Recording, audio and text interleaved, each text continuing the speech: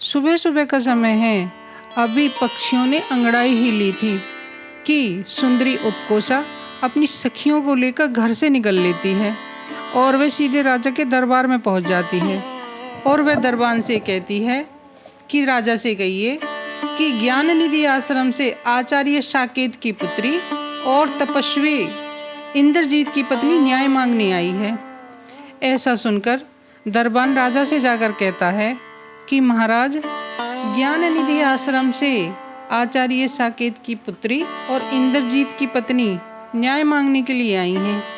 तब राजा दरबान से कहकर सुंदरी उपकोषा को अंदर बुलाते हैं और उससे पूछते हैं, बताइए देवी, आपको क्या न्याय चाहिए। तब सुंदरी उपकोषा कहने लगती है, महाराज, मेरे पति ज्ञान की प्राप्ति के लिए तपस्या करने के लिए पहाड़ों पर गए हैं। जाने से पहले वह अपना सारा धन अपने दोस्त हिरण्यगुप्त बनिए के पास रखकर चले गए थे और कहकर गए थे कि मेरी अनुपस्थिति में यह धन मेरे परिवार की सहायता के लिए है, आप उन्हें देते रहें। लेकिन वह बनिया अब लालच में भर गया है, उसकी नीयत खराब हो गई है, वह हमारा धन हमें नहीं लौटा रहा है और वह सारे धन को हड़पने की जुगत में लगा हुआ है। राजा ने जब उपकोषा की सारी बातें सुनी तो वह हिरण्यगुप्त बनिए को अपने दरबार में बुलाने के लिए अपने सेवकों को भेजते हैं। सेवक हिरण्यगुप्त बनिए को लेकर दरबार में आ जाते हैं।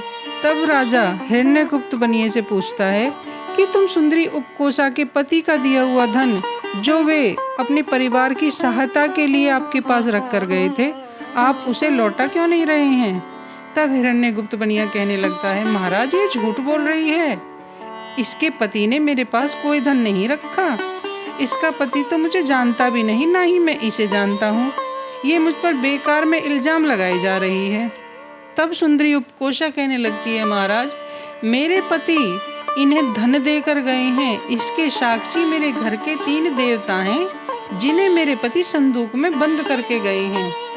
संदूक में देवता बंद हैं।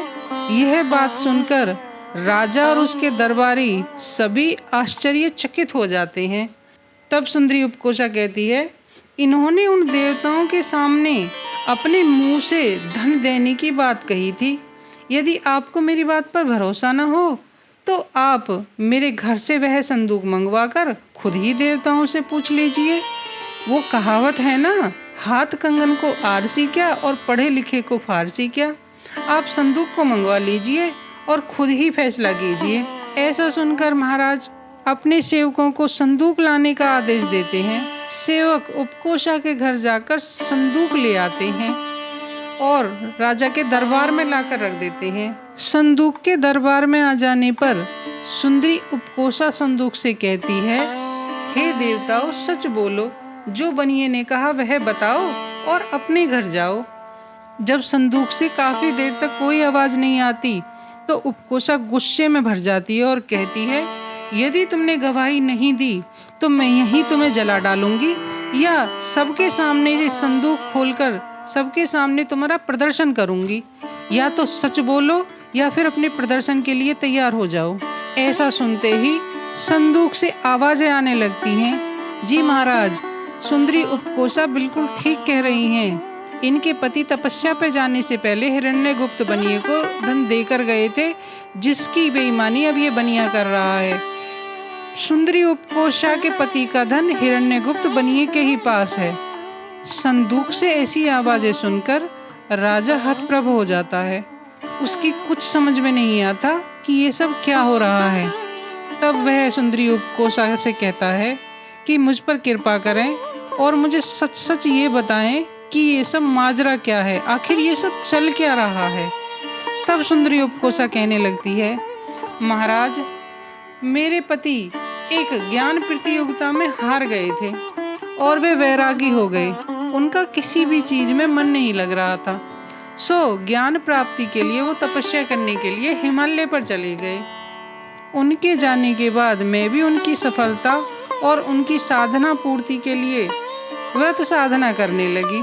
सुबह ही सुबह मैं अपनी सखियों के साथ नदी पर स्नान करने के लिए गई। उधर मैं स्नान कर ही रही थी, तभी उधर से 3 नौजवान राजपुरोहित कोतवाल और राजकुमार का मंत्री उधर से गुजरे और वे मुझे नहाती हुई को देखने लगे। आँखों से मुझे काम वासना साफ नजर आ रही थी, इसलिए मैं भी नहाने में ज़्यादा समय लगाते हुए नदी के अंदर ही रही। उनके जाने के बाद मैं जैसे ही नदी से निकली और अपने घर जाने लगी, तभी मुझे राजकुमार के मंत्री ने आकर घेर लिया। मुझे ज़बरदस्ती अपने पास खींचने की कोशिश करने लगा। तब मैंने उससे मुस्कुराकर कहा, भले आदमी, ठीक है, अरे जो तुम चाहते हो मैं भी वही चाहती हूँ, पर इस तरह रास्ते पर। अरे ये तो सोचो कि मैं एक आचार्य विद्वान की पुत्री और एक विद्वान की पत्नी हूँ, ऊंचे कुल से हूँ। अरे ऐसा काम ही क्यों करें कि हम दोनों की बदनामी हो। कुछ ऐसा करें ना कि सांप भी मर जाए और लाठी भी न टूटे। महाराज, तब मैंने राजकुमार के मंत्री से कहा, मेरी बात ध्यान से सुनो। कुछ दिनों बाद बसंत उत्सव है, सब लोग उत्सव मनाने में लगे रहेंगे।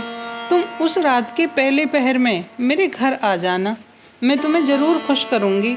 और ऐसा कहकर मैं अपने घर की ओर बढ़ने लगी। जैसे ही मैं कुछ दूर गई, तभी मुझे पुरोहित ने आकर घेर लिया। पुरोहित भी मुझे जबरदस्ती अपने पास खींचने लगा। तब मैंने उससे कहा, देखो तुम राज पुरोहित हो, इस तरह यदि तुम्हें किसी ने देख लिया तो बेकार में दंड के भागी बन जाओगे और मैं भी बदनाम हो जाऊंगी। और महाराज, मैंने पुरोहित से भी वही कहा कि कुछ दिनों बाद बसंत उत्सव है और उसमें सब लोग उत्सव मनाने में व्यस्त रहेंगे। तुम ऐसा करना, रात के दूसरे पहर में मेरे घर आ जाना, मैं तुम्हारी इच्छाओं की पूर्ति जरूर करूंगी और तुम्हें खुश करूंगी।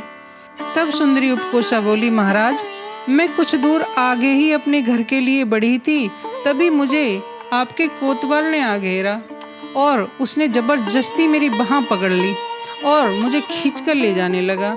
तब मैंने कोतवाल से कहा, देखो इस तरीके से बदनामी अच्छी बात नहीं है। मैं एक अच्छे कुल की स्त्री हूँ, एक विद्वान की पत्नी हूँ। ऐसा करो, कुछ दिनों बाद बसंत उत्सव है, तुम उस रात्रि के तीसरे पहर में मेरे घर आ जाना, मैं तुम्हारी सारी इच्छाओं को पूरा करूंगी और तुम्हें खुश कर दूंगी। ऐसा कहकर सुंदरी उपकोषा कहने लगी कि महाराज, उन तीनों से छूटकर मैं जैसे तैसे अपने घर पहुंची। और सुंदरी उपकोषा कहने लगी, महाराज, मैं अपने घर जाके खूब रोई और मैंने अपनी सखियों से कहा, जिसका पति प्रवास पर गया हो और जिस स्त्री पर पुरुष को दृष्टि डालें, उस स्त्री का तो मर जाना ही बेहतर है।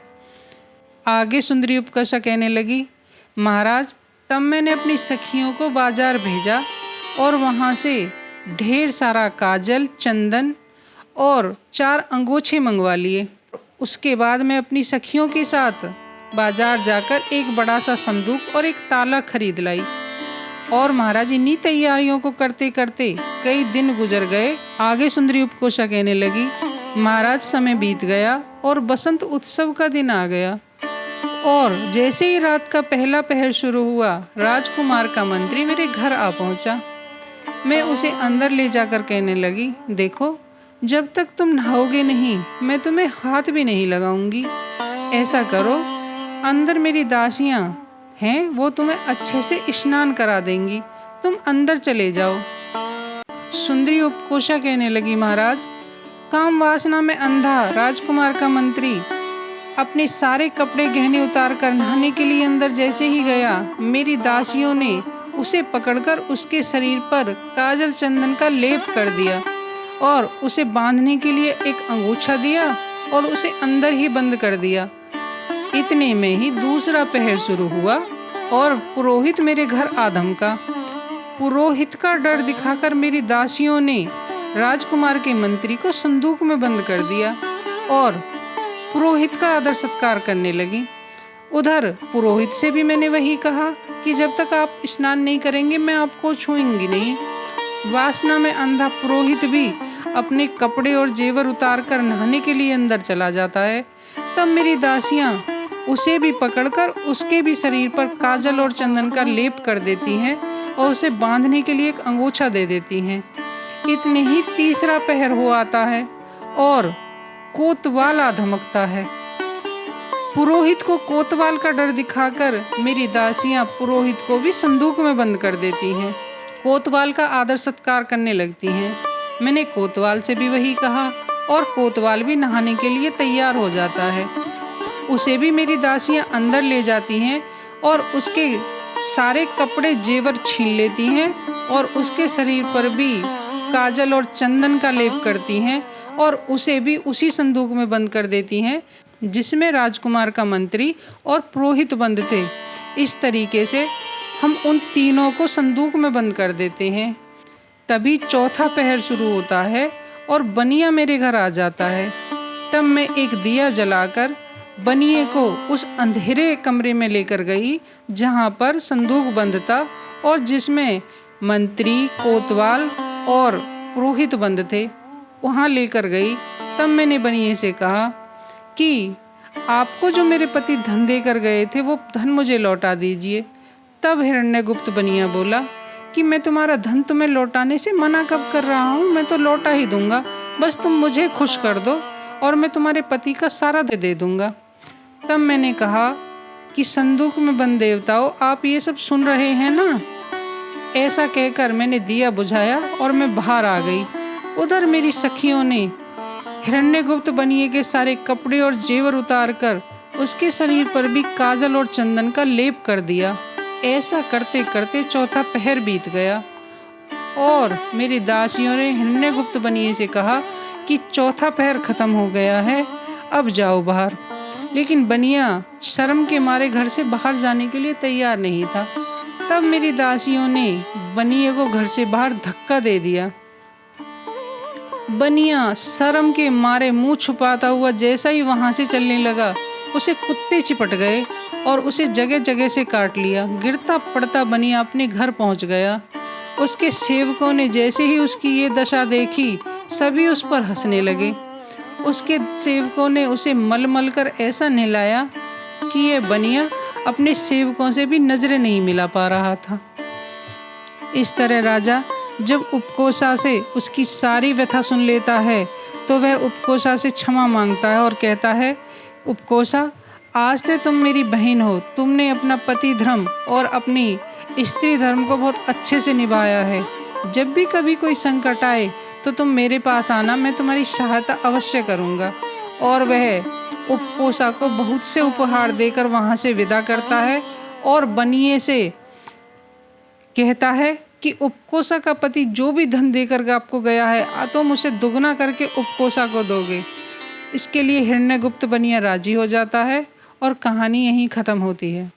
तो दोस्तों, ये कहानी आपको कैसी लगी ये हमें कमेंट के माध्यम से ज़रूर बताएं। यदि पसंद आई हो तो अपने दोस्तों के साथ शेयर करें और ऐसी ही ज्ञानवर्धक, जागरूक करने वाली कहानियाँ सुनने के लिए हमारे चैनल को सब्सक्राइब करें। इससे हमारी आने वाली कहानियों का नोटिफिकेशन आपको मिलता रहेगा। जय हिंद, जय भारत।